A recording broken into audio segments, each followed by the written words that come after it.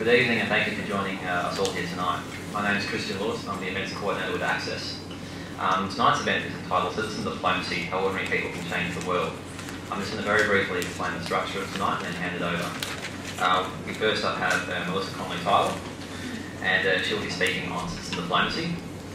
Melissa Connolly-Tyler is a lawyer and specialist in conflict resolution, including negotiation, initiatives that contribute to, negotiation, mediation and peace education. She was previously Program Manager of the International Conflict Resolution Centre at the University of Melbourne and Senior Fellow of Melbourne Law School, and is a member of the International Advisory Council of US Citizen Diplomacy.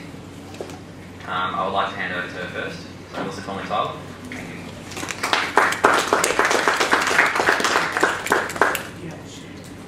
Thank you very much. It's a real pleasure to be here. I'm a great fan of what Access does, and I think it's a great model for what our youth networks can do all around the country. If I can acknowledge our National Vice President, Zara Kimpton, who's here today, and to the AAVIC Council members who are here. What I'm going to do tonight is two things, and in two parts, to make it all a bit easier. I'm going to talk a little bit first about citizen diplomacy, what it is, define our terms, because it is a new term for Australia. Not many people are using it. Then, after we've heard about some other wonderful case studies, I'm going to talk a little bit more about what the AAA does in citizen diplomacy and give you case studies of the different things that we've been doing.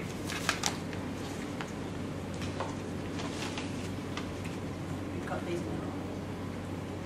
Oh, yeah.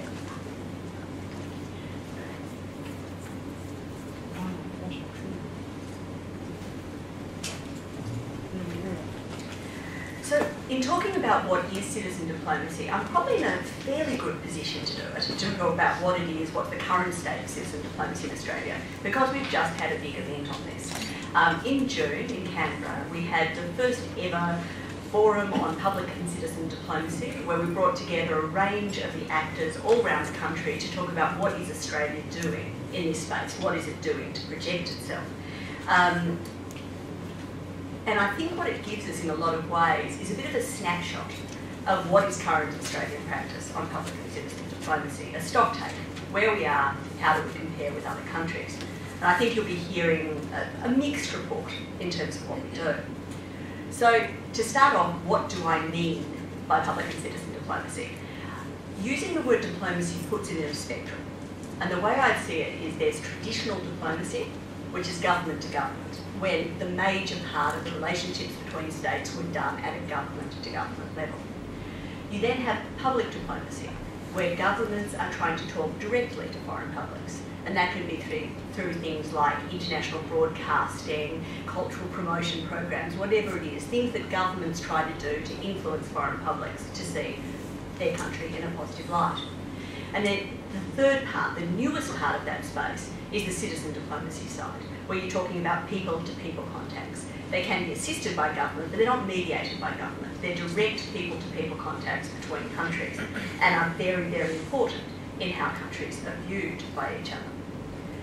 So when we talked about this in June in Canberra, we were trying to get this sense of, what's the snapshot? What is the current state of this public diplomacy as the government's public, but also citizen diplomacy, citizen to citizen?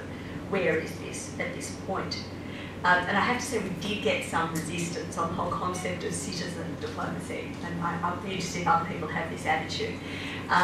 We had, as one of our very good speakers, Anne Schotter, who's the president of the US Centre for Citizen Diplomacy. And for a lot of other people, this whole citizen diplomacy thing sounds a bit American, when you put it in simple terms. Often we've talked about people-to-people contact. Europeans will often talk about intercultural engagement or dialogue of civilization. There's lots of different terms used. What I suppose I like about the citizen diplomacy term is it puts us in this spectrum. It says that it's there, it's one of the things countries do, along with traditional diplomacy, along with public diplomacy, to influence how they are seen by others. I think it also gives that sense of agency, and this is why the Americans use it. They talk on the website about every citizen a diplomat, and that's the idea. You know, if you are a citizen of the country, every time you are abroad, every time you are interacting with people from other countries, you are giving impressions of your country, you are building relationships, and therefore you are a citizen diplomat abroad, particularly senior. So however you talk about that, I think that's the space we're talking about. When we did the event in June, we looked at a range of things. Why is this important? Why do we care about things like public and citizen diplomacy? What's our practice? What can we learn from others? And what can we improve? And we did spend a lot of time on that because no country is perfect. The reason this citizen diplomacy side matters so much is because we depend on others, pure and simple. No nation, including island continents, is an island, and how we are perceived by others, their uncoerced choices, makes a difference to us. What do they think of us as a country to travel in, to study in, to invest in? You know, what are the views that foreign publics broadly get of us? And of course this matters. This matters to our security, it matters to our prosperity, it matters broadly. For us in Australia, I think it's particularly difficult because so many of the countries that we wish to influence, that we wish to be close to, are quite different from us, you know, culturally, have different histories, different languages, and when we're wondering how we're seen by them, there can be a cultural gap. So there's a very important space that we have to work through. And the worrying bit we have is that mostly we are seen most positively by countries that are culturally similar to us. So if you look at the league tables, Alison Brodowski was a bit cruel, but she says the only one we actually top is the self-image one. We think we're the best place in the world. Yeah, I can see that point of view. But we do have problems. We generally seen very positively by countries in, say, Western Europe, you know, that as Simon Anholt, the UK marketing guru, says, the problem with our nation branding as a country is that we see it as decorative but not particularly useful. So nice place to come, beaches, all of the rest, but you know, how are we really, what sort of real connections are we making?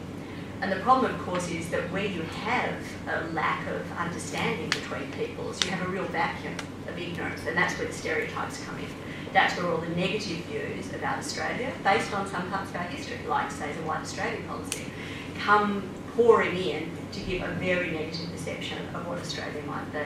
And we do see that in the league tables, that, for example, at the moment we're rated very, very poorly in terms of public opinion in India. And that's for a range of reasons, but one of the big ones is the treatment of students in Australia who had very poor experiences in some case, and that has desperately damaged the way that we are viewed overseas. So that's the why. Why does it matter?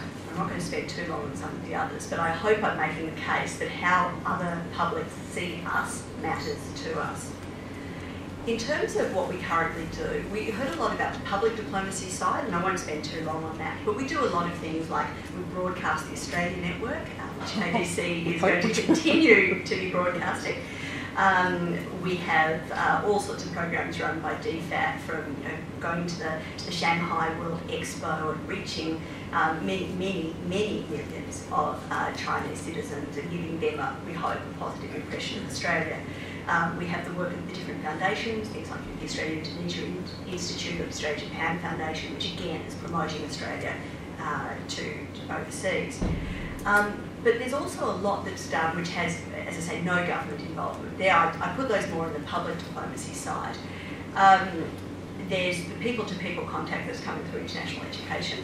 And as you can see, we have now 600,000 overseas students enrolled in Australian institutions. That's a massive people-to-people contact. Can be very positive, but as I say, it could be negative as well. It depends entirely on the experience people have, on the links that are built, people-to-people contact. There's also a whole range of other activities, things like sister cities. I don't know if many of you grew up as I did in a municipality that has a sister municipality in Japan and China and East Timor and wherever it is, and those sort of links, they matter. The international volunteering side is very important. The number of Australians who go abroad on things like the Australian Youth Ambassadors for Development programs or Australia Volunteers International programs, that again is an amazingly strong people-to-people contact. And then you can see things like, I focused here on Asia Link, which I think is a great example of the work they do, citizen to citizen, things like twinning Australian and Indonesian schools, where through the Bridges program, teachers in both schools are trained in video conferencing technology and how to use that in the classroom. They then go back home and they run classes together. And so you actually have that sort of twinning school to school. So these are all, I think, good examples of what we mean when we're talking about that citizen diplomacy side. What we also heard, and this is the bit where I'm going to be a little bit negative, I think, is that Australia really isn't perfect at this.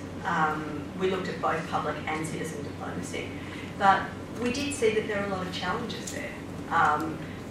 We can see that overall, some other countries make much greater investment, financial investment in their public and citizen diplomacy than Australia does.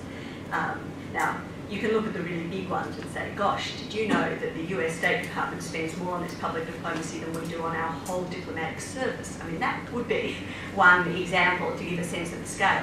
But you can even look at more realistic comparative countries, look like, say, Canada, and say, well, actually they possibly put quite a lot more time and effort and money into this. And so we didn't see we didn't see so much issues with implementation.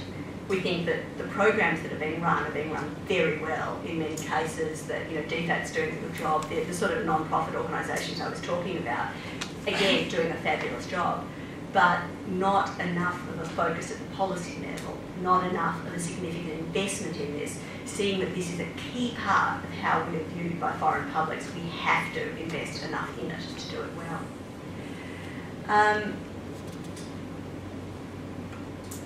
We talked a bit about some of the things that we can learn from others, and we can learn, I think, a lot about how we are viewed by looking at other countries. It's harder to put the mirror to yourself, but if you look at other countries and see how they do their public and citizen diplomacy, I think that can help you a lot in thinking about yours.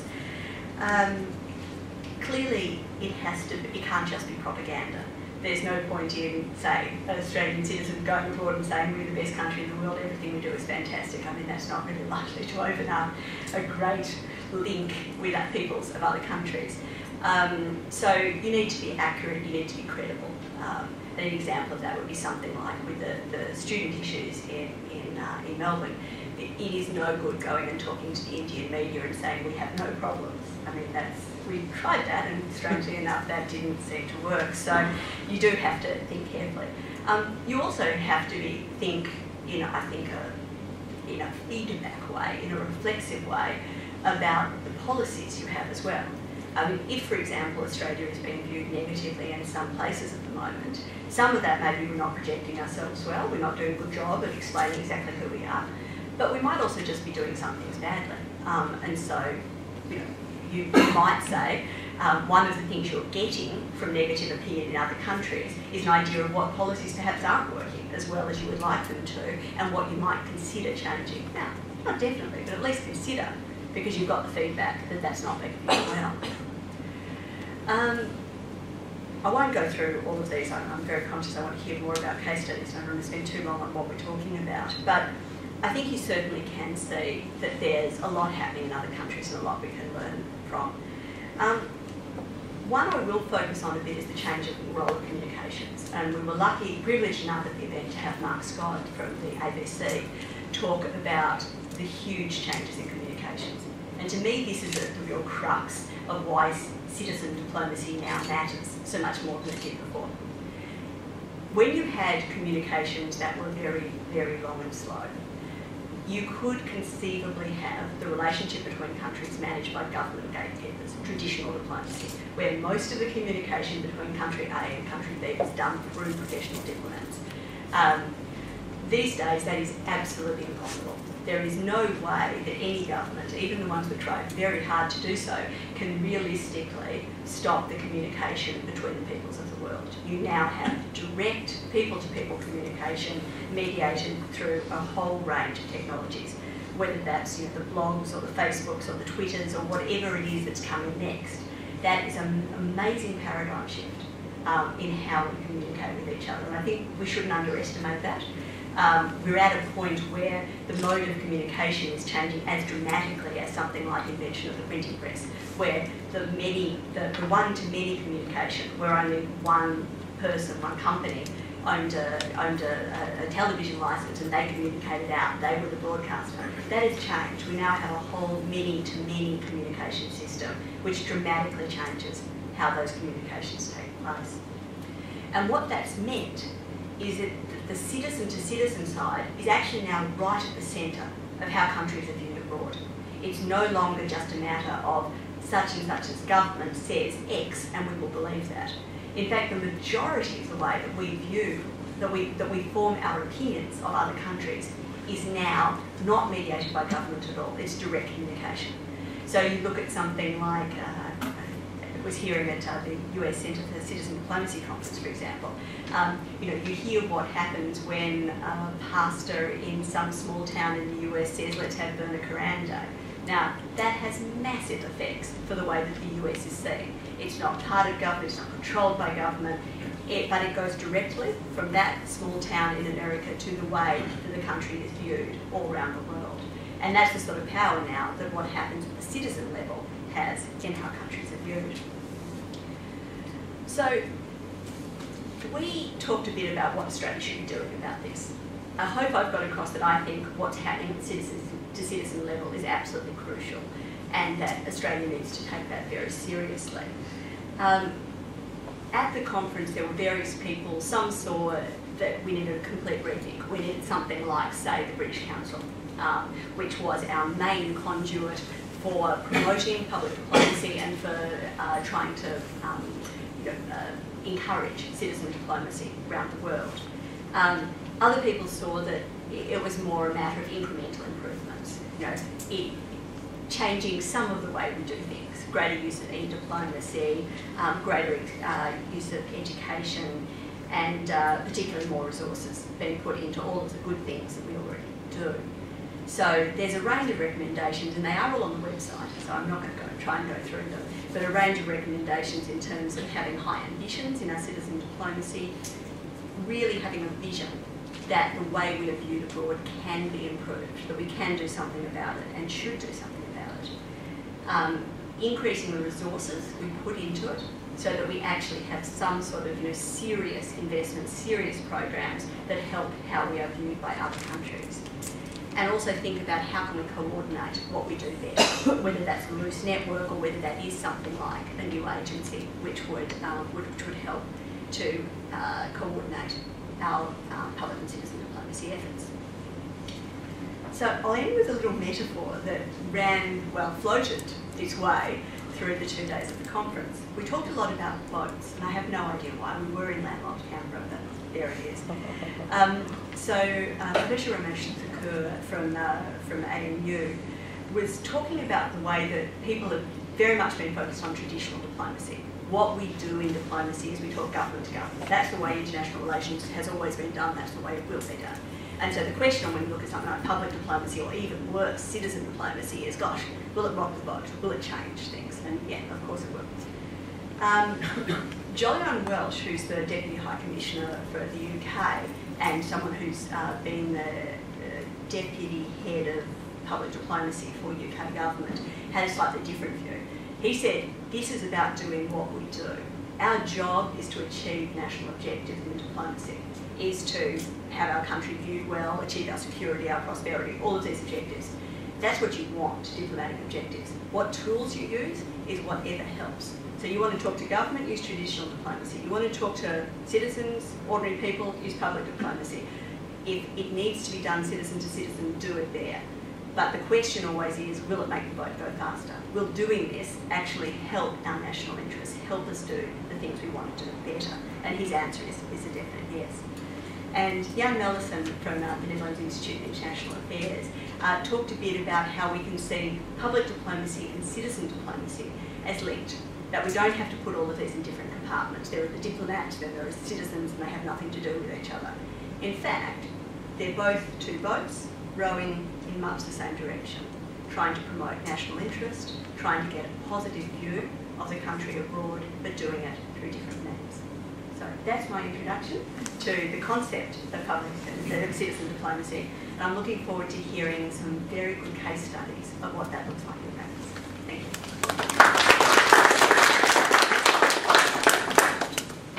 Thank you, Melissa. That was very insightful. We all really look forward to hearing about the Australia-Indonesia